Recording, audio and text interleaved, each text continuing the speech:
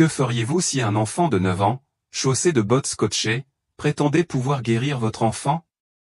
Et il avait raison. Il faisait froid ce matin-là à Birmingham, en Alabama.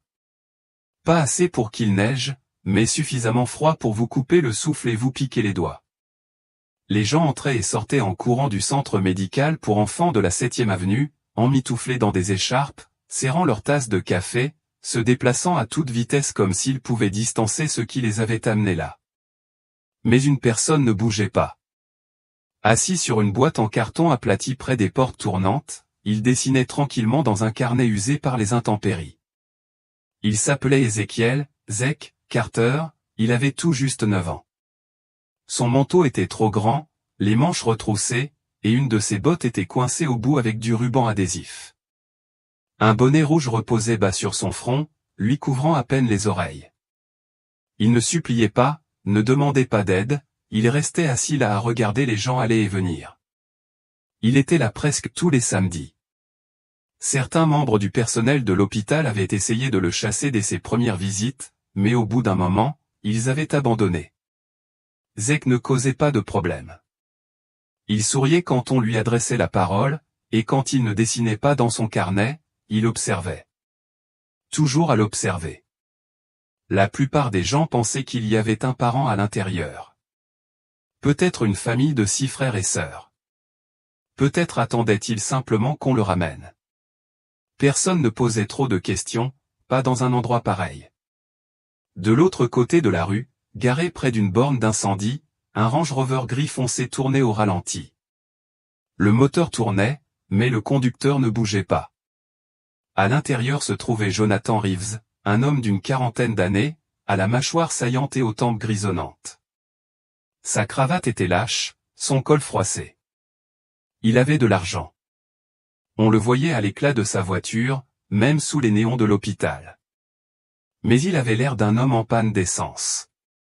Sur la banquette arrière, un siège d'appoint tenait sa fille, Isa, âgée de 6 ans, les boucles brunes repliées derrière une oreille, les jambes repliées sous une couverture rose. Ses yeux étaient grands ouverts, mais elle ne prononça pas un mot. L'accident avait tout changé. Un instant, elle grimpait aux arbres et faisait la course avec ses cousins dans le jardin. L'instant d'après, elle était paralysée de la taille aux pieds, assise en silence. Jonathan ouvrit la porte arrière, la souleva avec précaution et la porta vers l'entrée. Au début, il ne remarqua pas Zek. La plupart des gens ne le remarquaient pas, mais Zek le remarqua. Il vit la façon dont Jonathan la tenait comme si elle allait s'effondrer. La façon dont elle gardait les yeux fixés sur le ciel, évitant le bâtiment. Zek le fixa plus longtemps que d'habitude. Puis, juste avant qu'ils ne se croisent, il se leva et cria « Monsieur, je peux faire marcher votre fille à nouveau. » Jonathan s'arrêta à mi-chemin. Non pas qu'il soit offensé ou confus, mais à cause de la façon dont les mots étaient prononcés. Ni comme un argumentaire commercial, ni comme une blague, juste doux, clair et sérieux comme si Zek y croyait totalement. Jonathan se retourna, les yeux plissés. « Qu'est-ce que tu viens de dire ?» Zek ne broncha pas. Il s'avança, son carnet sous le bras. « J'ai dit que je pouvais l'aider à marcher à nouveau. » Jonathan le fixa du regard, serrant Isa plus fort. « Ce n'est pas drôle, gamin. » Je ne plaisantais pas, la voix de Zek était immobile. Il n'y avait pas de sourire, juste ce même ton calme ou une sorte de calme adulte dans un corps d'enfant. Jonathan baissa les yeux sur les vêtements de Zek, sa botte scotchée, les verres fissurés des lunettes accrochées au col de la chemise du garçon. Ce devait être une étrange coïncidence, peut-être même une arnaque. Il se retourna et entra sans un mot. Mais à l'intérieur, il ne pouvait s'empêcher d'y penser la façon dont le gamin le disait, pas avec espoir, pas avec doute, mais comme si c'était un fait. Quelque chose dans cette voix restait coincé dans la tête de Jonathan, et cela allait continuer à le tirer jusqu'à ce qu'il revienne. Jonathan essaya d'oublier l'enfant. Pendant les heures qui suivirent, il assista au rendez-vous d'Isa, hochant la tête pour lire les nouvelles des thérapeutes, neurologues et spécialistes tous utilisant les mêmes phrases habituelles, gérer les attentes, la route est longue, les miracles prennent du temps. Il avait tout entendu, mais les mots de Zeke continuaient à se répéter dans son esprit comme une démangeaison tenace. Je peux faire marcher à nouveau votre fille. En début d'après-midi, Jonathan et Isa sortirent du bâtiment. Le soleil avait percé les nuages, mais le froid était encore vif. Il se dirigea vers la voiture, berçant Isa comme d'habitude, lorsqu'il remarqua Zeke, toujours là. Même boîte, même carnet. Sauf que cette fois, il regardait Jonathan droit dans les yeux, comme s'il savait qu'il reviendrait. Jonathan hésita. Il jeta un coup d'œil à Isa. Sa tête reposait sur son épaule, les yeux clos. Son corps était léger ou trop léger pour une enfant de son âge. Il se retourna. « Encore toi » murmura-t-il en s'approchant. « Pourquoi dis-tu une chose pareille? Tu trouves ça drôle » Zeke secoua lentement la tête. « Non, monsieur. Vous ne la connaissez même pas. » Jonathan craqua, posant doucement Isa sur le siège arrière. « Tu ne sais pas ce qu'elle a traversé. Tu ne sais pas ce que nous avons traversé. » Zeke n'a pas reculé. « Je n'ai pas besoin de la connaître pour l'aider. » Jonathan se redressa. « Tu as quoi, 9 ans? » Presque 10 ans, exactement. Tu es un petit garçon assis devant un hôpital, les chaussures couvertes de rubans adhésifs. Que peux-tu bien savoir sur l'aide à apporter à quelqu'un comme ma fille? Zeke baissa les yeux, ses doigts traçant le bord de son carnet. Ma mère aidait les gens à remarcher, dit-il doucement. Elle était kinésithérapeute. Elle m'a appris des choses. Elle disait que le corps se souvient des choses, même lorsqu'il les oublie un moment. Jonathan le fixa, le scepticisme grandissant. Et alors? Tu l'as regardé faire des étirements et maintenant tu te prends pour un médecin? Je l'ai vu aider un homme à marcher après avoir été assis sur une chaise pendant 5 ans, a déclaré Zeke, les yeux levés. Elle n'avait ni machine ni infirmière, juste ses mains, sa patience et sa foi. Jonathan ouvrit la bouche pour parler, puis s'arrêta. Il jeta un coup d'œil autour de lui. Une infirmière passa, adressant un petit signe de la main à Zeke. Un concierge de l'hôpital fit un signe de tête en direction du garçon. Ils semblaient tous le connaître. « Je ne te donne pas d'argent, » dit Jonathan. « Je ne t'ai pas demandé d'argent. Alors qu'est-ce que tu veux? » Zeke prit une grande inspiration et s'avança. « Juste 1 heure. Je vais te montrer. » Jonathan regarda Isa, qui avait maintenant ouvert les yeux et les observait tous les deux tranquillement. Il soupira en se frottant l'arête du nez. « Je devrais partir tout de suite. » Zeke ne bougea pas. « Je devrais appeler la sécurité, » ajouta Jonathan. Pourtant, le garçon resta silencieux. Jonathan finit par souffler. « D'accord. Tu veux perdre ton temps, gamin?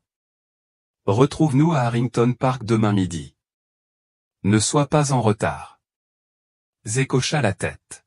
« Je serai là. » Jonathan monta dans le SUV, démarra le moteur et démarra sans se retourner. Mais dans le rétroviseur, Zeke était toujours là, les mains à ses côtés, le visage indéchiffrable. De retour à la maison après le dîner, Jonathan s'assit dans son bureau. Des papiers étaient éparpillés sur son bureau. Aucun n'avait de sens. Il n'arrêtait pas de penser à la façon dont Zeke se tenait là, comme s'il savait quelque chose. Isa passa la tête dans la pièce. « Papa » demanda-t-elle. Il s'est retourné. « Ouais, bébé? Qui était ce garçon? » Jonathan fit une pause. « Juste quelqu'un que nous avons rencontré à l'extérieur de l'hôpital. » Il avait l'air d'y croire, a-t-elle dit. « Croire quoi? » Que je puisse marcher. Il la regarda fixement, les lèvres légèrement entr'ouvertes. Elle sourit à peine et passa ses doigts sur la coudoir de son fauteuil roulant comme s'il s'agissait de jambes. Mais Jonathan ne souriait pas car pour la première fois depuis longtemps, quelque chose en lui ne se sentait pas engourdi. Cela semblait dangereux, comme l'espoir. Harrington Park était le genre d'endroit que la plupart des gens passaient sans y jeter un second coup d'œil. Un terrain de basket fissuré, quelques balançoires avec des chaînes qui grinçaient et une parcelle d'herbe qui essayait d'être un terrain de football. Le dimanche, il était généralement vide, surtout vers midi. Mais ce jour-là, Zek était déjà là, assis sur le banc le plus proche du grand chêne. Il portait la même veste surdimensionnée, mais son carnet était rangé. Au lieu de cela, il avait un petit sac de sport à ses pieds et une serviette pliée sur le banc à côté de lui. À 12h07, le SUV de Jonathan s'est arrêté. Au début, il n'a rien dit, il a juste sorti Isa, l'a installée doucement dans son fauteuil roulant et l'a emmenée jusqu'à l'endroit où Zek était assis. Il n'a pas établi de contact visuel. Ses bras étaient croisés, comme s'il regrettait déjà d'être là. Zek s'est levé quand ils sont arrivés. « Salut à nouveau », dit-il poliment. Jonathan fit un signe de tête raide. Isa fit un signe de la main timide. Zek lui sourit. « Salut, Isa. » Ses yeux s'illuminèrent légèrement. « Salut. » Jonathan haussa un sourcil. « Comment connais-tu son nom ? » « Tu l'as dit hier, » répondit Zek. « Je me souviens de certaines choses. » Jonathan ne répondit pas. Il fit simplement un geste vers la serviette. « Et maintenant ? Un tour de tapis volant ? » Zek ignora le coup. « Non, monsieur.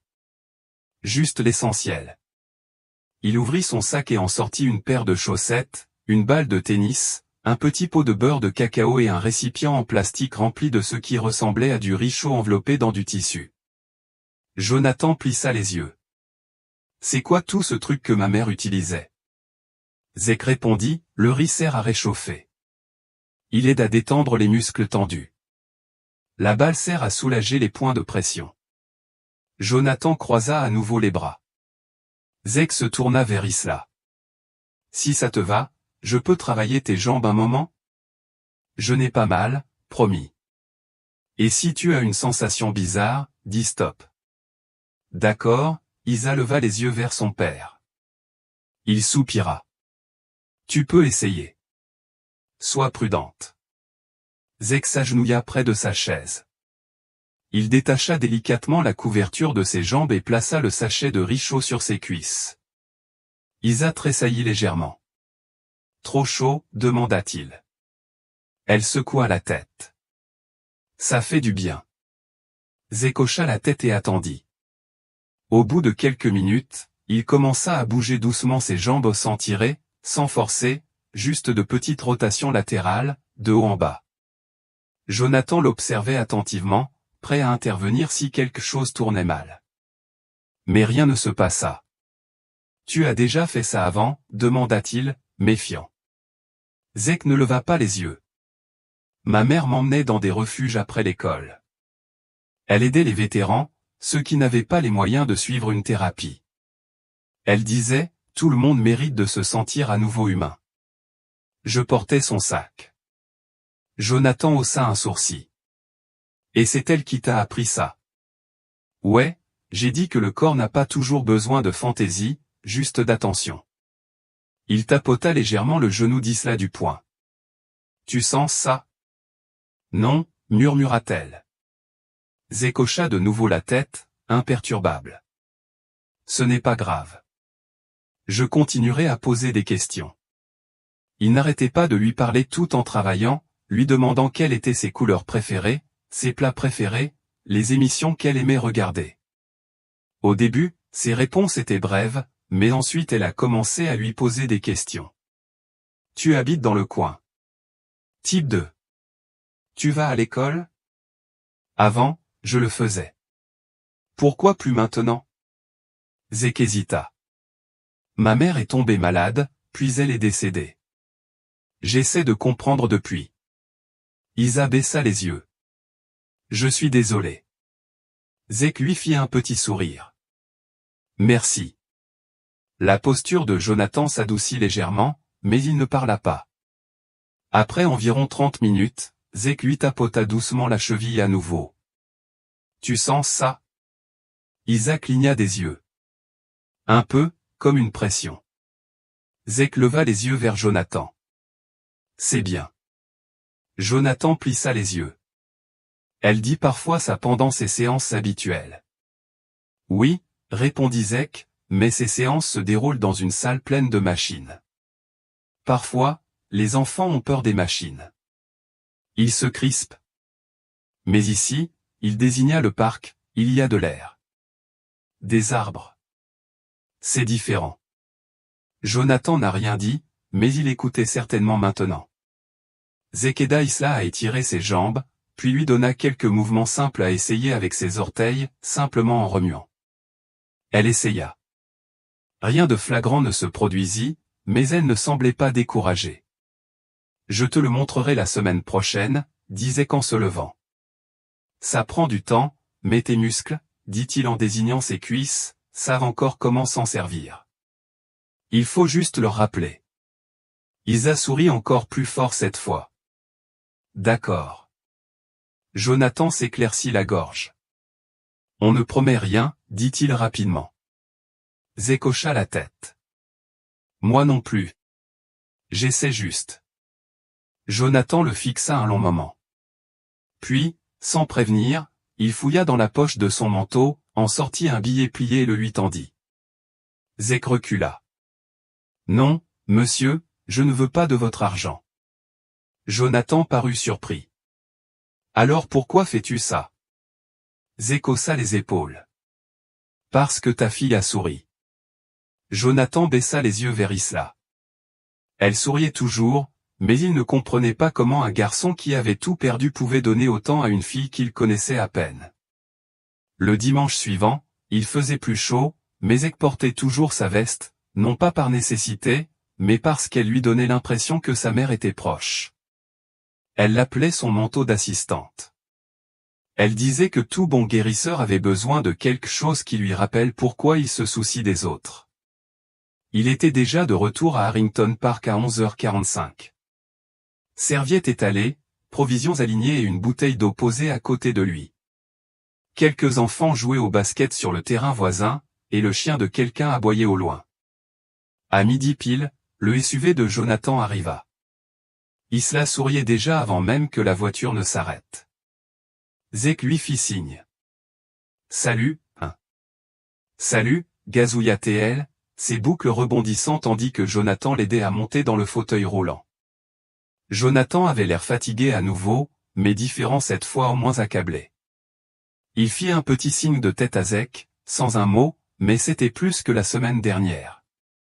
Zek se mit au travail. Même installation, même sac de couchage chaud, mais cette fois, quelque chose avait changé. Isa essayait maintenant. Peux-tu enfoncer ton talon dans le sol, demanda doucement Zek. Elle ferma les yeux, concentrée. Rien ne se passa. Ce n'est pas grave, dit-il. Parfois, il faut du temps à la tête pour trouver le bon chemin. C'est comme essayer de traverser une foule. Il faut juste persévérer. Jonathan se tenait derrière eux, les bras croisés à nouveau, mais cette fois plus pour se réchauffer que pour se murer. Pourquoi fais-tu tout ça, demanda-t-il soudainement. Zek leva les yeux. Parce que je me souviens de ce que je ressentais quand ma mère aidait les gens. Elle leur donnait l'impression qu'ils comptaient. Je veux faire pareil. Jonathan hocha lentement la tête. Tu as déjà pensé à faire autre chose? Parfois, dit Zek, mais là, ça me semble juste. Jonathan regarda Isla. Elle frappait à peine du pied, mais il bougeait. Pour la première fois, il ne parla pas. Il se contenta d'observer. Les week-ends suivants, ils continuèrent à venir. Même heure, même endroit. Zek apprit à Isla à utiliser des élastiques pour renforcer ses chevilles. Il fit rouler des balles de tennis sous ses pieds pour aider son cerveau à se souvenir où elle se trouvait. Il a montré à Jonathan comment masser les points de pression derrière ses genoux et a expliqué comment chaque nerf avait un travail à faire même lorsqu'il était silencieux. Et puis vint le mauvais jour. C'était le 4e dimanche. Zek était là, comme toujours. Mais quand le SUV s'arrêta, Isa ne souriait pas. Ses yeux étaient rouges. Jonathan avait l'air en colère. Elle ne veut pas le faire aujourd'hui, dit-il sèchement en la soulevant sur la chaise. Isa refusa de regarder l'un ou l'autre. Zek s'approcha lentement. Que s'est-il passé? Isa croisa les bras. J'ai essayé de bouger mes jambes ce matin, mais rien n'a fonctionné. Rien. J'en ai marre d'essayer. C'est inutile. Jonathan détourna le regard, la mâchoire serrée. Elle avait été frustrée tout le week-end. Zek hocha la tête. Il s'agenouilla à nouveau près d'elle. Tu crois que je ne me fatigue jamais? Elle n'a pas répondu. Tu penses que je ne me suis pas assise dans un refuge et que je n'ai pas pleuré quand ma mère n'avait pas les moyens de payer ses médicaments et que j'ai dû rester assise là et regarder? Ses yeux se tournèrent vers lui. Tu as le droit d'être en colère. Je le suis aussi parfois. Mais si tu arrêtes maintenant, la partie de toi qui veut marcher pourrait bien arrêter d'essayer aussi. Elle fixait le sol. Je ne veux pas que tu abandonnes, dit-il doucement. Parce que moi, je n'ai pas abandonné. Silence. Puis Isla murmura, j'ai peur. Jonathan se retourna. C'était la première fois qu'elle disait ça à voix haute. Zek se pencha vers lui. Moi aussi, mais avoir peur ne veut pas dire arrêter. Ça veut juste dire que tu es proche de quelque chose d'important. Isa s'essuya le visage. Bon, on réessaie. Et ils l'ont fait. Zek la guida doucement dans les mouvements, moins bavard cette fois, juste de la présence et de la patience. Jonathan intervint aussi, l'aidant à se déplacer, encourageant chaque petit tressaillement. Au bout de 30 minutes, Isla bougea son pied droit. Pas un orteil, tout son pied. Il glissa lentement et avec raideur, mais il bougea. Jonathan s'agenouilla à côté d'elle, clignant des yeux comme s'il n'était pas sûr d'avoir bien vu. Fais-le encore, dit-il. Elle l'a fait. Zek sourit, mais ne dit rien. Il se contenta de s'asseoir et d'observer. Plus tard dans la nuit, Jonathan se tenait devant sa maison sur Crestview Drive, regardant la lune. Il avait arrêté de se demander qui était vraiment Zek. La question n'avait plus d'importance. À l'intérieur, Isla riait, racontant le moment du glissement du pied à sa tante sur haut-parleur. Pour la première fois depuis 6 mois, leur maison ne ressemblait plus à une chambre d'hôpital. On s'y sentait à nouveau comme à la maison. Mais quelque chose en Jonathan avait commencé à bouger au pas seulement les jambes de sa fille, mais le poids sur sa poitrine, la culpabilité, la fierté, le mur qu'il avait érigé entre lui et le monde. Il se fissurait. Lundi après-midi, Jonathan était assis dans son bureau, les yeux rivés sur un contrat intact. Son téléphone vibrait toutes les 2 ou 3 minutes. Email, appel, mise à jour client, mais rien ne semblait plus urgent. Ce qui tournait en boucle dans son esprit était ce moment dans le parc, le pied d'Isa glissant vers l'avant comme s'il lui appartenait à nouveau. Il l'avait vu de ses propres yeux. Et celui qui avait rendu cela possible était un enfant de 9 ans, avec des bottes bandées et un nom de famille inconnu. Il a ouvert un nouvel onglet de navigateur et a tapé Ezekiel Carter Birmingham. Rien n'est ressorti, à part quelques résultats épars. Il a consulté d'anciens bulletins d'information locaux et des bases de données scolaires. Il a trouvé quelques mentions d'Azik et de sa mère, Monique Carter, dans une clinique communautaire. Pas d'adresse, pas d'infos récentes. Il ferma l'ordinateur portable et se pencha en arrière. Ce gamin était un fantôme. Sauf qu'il ne l'était pas. Samedi, ils étaient de retour à Harrington Park, mais les choses semblaient différentes maintenant. Jonathan avait apporté un tapis supplémentaire et une chaise pliante. À leur arrivée, il avait tendu un sandwich à Zek. Il n'en a rien dit, il l'a juste placé à côté de son sac de sport. Zek a fait un petit merci et l'a mis de côté pour plus tard. Prête, Isa, demanda-t-il. Elle a levé le pouce. Allons-y. Ils ont pris la routine, compresse chauffante, étirement, flexion des orteils. Aujourd'hui, Jonathan s'est pleinement impliqué.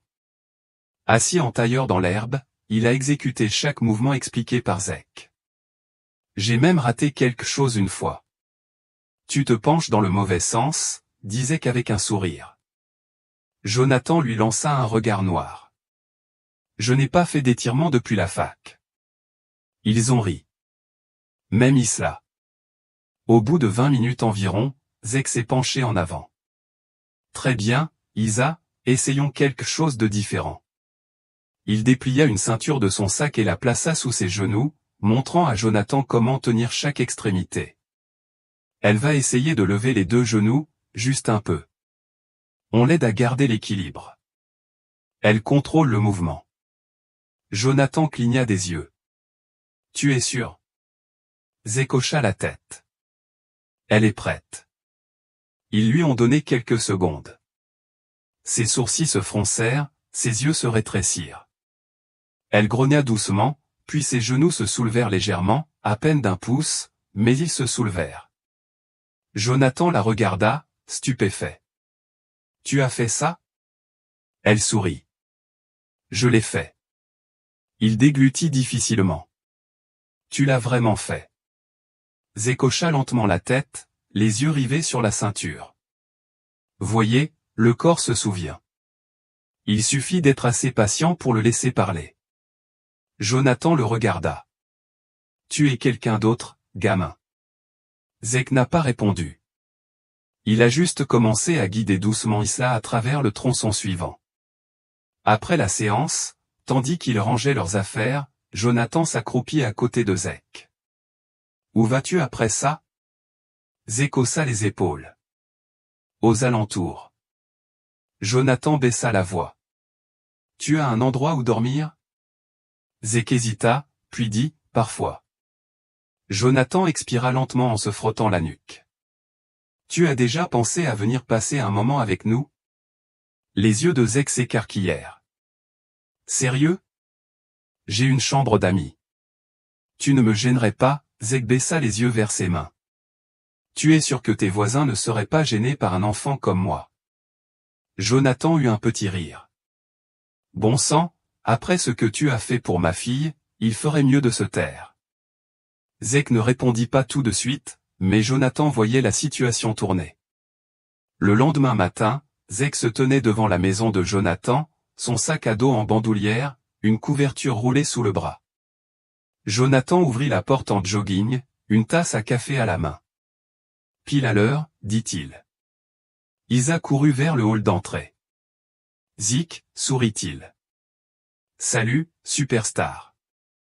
Jonathan s'écarta. Bienvenue à la maison. Les jours qui suivirent furent calmes mais enrichissants. Zek eut sa propre chambre, un lit douillet, des draps propres et un petit bureau. Il ne parlait pas beaucoup, mais il ne manquait jamais un étirement matinal avec Isa. Elle bougeait maintenant des deux pieds où elle ne marchait pas encore, mais les choses tournaient. Son cerveau s'éveillait à ses jambes comme s'il se souvenait du lien. Un soir, alors qu'il faisait la vaisselle, Jonathan s'arrêta et s'appuya sur le comptoir. Zik, dit-il par-dessus son épaule, tu as déjà pensé à retourner à l'école? Zek, qui dessinait à la table de la cuisine, levait parfois les yeux. Jonathan hocha la tête. Tu es intelligent. Tu pourrais aller loin. Zek pencha la tête. Je veux aider les gens à remarcher comme ma mère. Jonathan se tourna vers lui. Alors, voyons comment Y emmenait. Zek eut un petit sourire. D'accord. Ils ne parlèrent pas beaucoup plus ce soir-là. Ils n'en avaient pas besoin. Mais pour la première fois depuis des années, la maison des Reeves n'était pas un lieu de silence.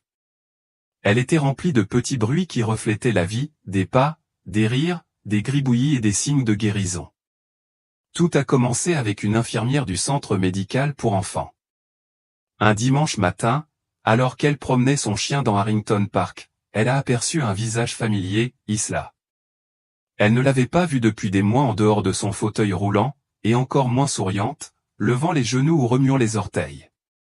Et à côté d'elle se tenait la même enfant silencieuse qui s'asseyait devant les portes de l'hôpital chaque week-end. Elle ne l'interrompit pas, se contentant d'observer de loin un moment. Puis elle rentra chez elle et raconta la nouvelle à sa sœur, qui travaillait au service des patients. Quelques jours plus tard, un kinésithérapeute de l'hôpital dit à Jonathan, « Dis-moi, on m'a dit qu'Isa allait mieux. c'est vrai? Jonathan acquiesça. Oui. Grâce à quelqu'un qu'on n'attendait pas. La nouvelle se répandit rapidement. Lorsqu'ils arrivèrent à Harrington Park, 2 autres familles attendaient sur le banc près du grand chêne. L'une avait un garçon qui utilisait un déambulateur. L'autre, une fille qui se remettait d'un AVC. Les 2 parents avaient entendu parler de l'enfant qui avait aidé la fille Reeves à retrouver ses jambes. Zach regarda Jonathan. Jonathan le regarda droit dans les yeux. Tu n'es pas obligé, dit-il doucement. Zach ajusta la sangle de son sac. J'en ai envie. Ce jour-là, il abandonna son temps habituel avec Isa pour travailler avec les 2 nouveaux. Il montra à leurs parents comment utiliser les mêmes étirements à la serviette, comment réchauffer correctement les sachets de riz, comment encourager sans trop forcer. Et il s'adressait aux enfants, pas à eux. Vous n'êtes pas brisés. Il a dit à l'un d'eux, vous apprenez juste une autre façon d'être fort. Isa observait tout depuis son fauteuil roulant, les mains jointes sur ses genoux. Elle ne s'est pas plainte une seule fois. Plus tard dans l'après-midi, sur le chemin du retour, elle dit, j'aime le voir aider les gens. Jonathan la regarda dans le rétroviseur. Oui, ça me donne l'impression de faire partie de quelque chose de bien. Il sourit. Le week-end suivant, 5 familles étaient présentes. La semaine suivante, elles étaient 11. Un pasteur local apportait des chaises pliantes. Un restaurant voisin commençait à livrer des bagels et du café. Quelqu'un imprimait des tracts sur lesquels on pouvait lire « Cours de mouvement libre » le dimanche midi. Harrington Park. Le nom de Zach n'était pas mentionné, mais tout le monde savait de qui il s'agissait. Un journaliste local est arrivé avec un appareil photo et un bloc-notes. Jonathan a pris Zach à part. Ça te va? Zach a regardé les familles autour de lui, les enfants qui bougeaient, Isa qui riait avec une fillette sur un déambulateur. Il a hoché la tête. Tant que ce n'est pas de moi, c'est d'eux. La journaliste a écrit son article. Il a été publié en 2e page du Birmingham Sunday Post sous le titre « Un enfant de 9 ans doté d'un don aide des dizaines de personnes à guérir dans un parc urbain ». Ils n'ont pas divulgué son nom complet. Zach leur a demandé de ne pas le faire, mais les gens l'ont quand même découvert. Un médecin local lui a proposé de le conseiller. Une association à but non lucratif a demandé à financer du matériel. Quelqu'un a proposé des cours particuliers gratuits. Pour la première fois depuis le décès de sa mère, les gens ne se contentaient pas de regarder Zach, ils le voyaient. Mais Zach ne se vantait jamais. Il continuait à disposer la serviette de la même façon chaque dimanche, à utiliser les mêmes bottes scotchées, à consulter Isa avant d'aider qui que ce soit. Mais maintenant, le parc qui résonnait autrefois de silence et de corps endoloris était devenu un lieu rempli de mouvements, et un garçon qui n'avait pas de maison était devenu le cœur de quelque chose de plus grand que lui. Cela faisait 9 dimanches. 9 dimanches de serviettes posées sur l'herbe, 9 dimanches d'Isa qui se soulevait, 9 dimanches de petites victoires partagées avec des inconnus qui étaient devenus une sorte de famille. Mais ce dimanche-là était différent. Zach le sentait avant même d'arriver au parc. L'air était plus chaud. Les arbres se balançaient un peu plus lentement. Même Isa était plus silencieuse sur la banquette arrière, concentrée, presque comme si elle se préparait à quelque chose d'important. À leur arrivée, une petite foule s'était déjà formée. Rien de tapageur ni de tapa accent grave-l'œil, juste des familles installant des chaises pliantes, des thérapeutes agenouillés devant les enfants, des parents au regard plein d'espoir, et au beau milieu de tout cela, ce même banc usé sous le chêne. Zach ne dit rien au début, se contenta de déballer son sac, de dérouler la serviette et de jeter un regard à Isa. « Tu es prête ?» Elle hocha la tête. Pas de sourire. Juste ce regard, à nouveau, sérieux, déterminé. Jonathan la fit rouler jusqu'au centre du tapis. Zach s'agenouilla devant elle. Comme avant, dit-il doucement. On t'aide à te lever. Tu t'occupes du reste. Jonathan se plaça derrière elle et plaça ses mains sous ses bras. Zach prit ses jambes et les guida doucement. D'accord, murmura Zach. À 3, elle ferma les yeux. 1, 2, 3. Jonathan se leva. Zek stabilisa ses genoux, puis elle se leva. Ses jambes tremblaient. Ses bras tremblaient, mais elle était debout. Le silence se fit. Certains enfants haltèrent. Une mère se plaqua une main sur la bouche. Isa ouvrit lentement les yeux et sourit. Je suis debout. Zek cligna des yeux pour chasser quelque chose dans ses yeux. Oui, c'est vrai. Jonathan se figea une seconde, comme s'il ne pouvait plus respirer. Puis il la lâcha. Elle resta debout. Il recula, tremblant. Elle le fait. Zek recula aussi, juste un peu. Elle le fait. Isa fit un pas hésitant, puis un autre, et puis, parce qu'elle avait 6 ans et qu'elle était courageuse et qu'elle ne savait pas avoir peur, elle fit un 3e pas, toute seule, avant de tomber dans les bras de son père. Il la surprit en train de rire, de pleurer, les mains tremblantes tandis qu'il la tenait. « Tu l'as fait » murmura-t-il. « Tu l'as vraiment fait. » Isa se tourna vers Zek. « Tu avais dit que je le ferais. » Il lui adressa un petit sourire. « J'avais dit qu'on essaierait. » Cet après-midi-là, personne ne quitta le parc précipitamment.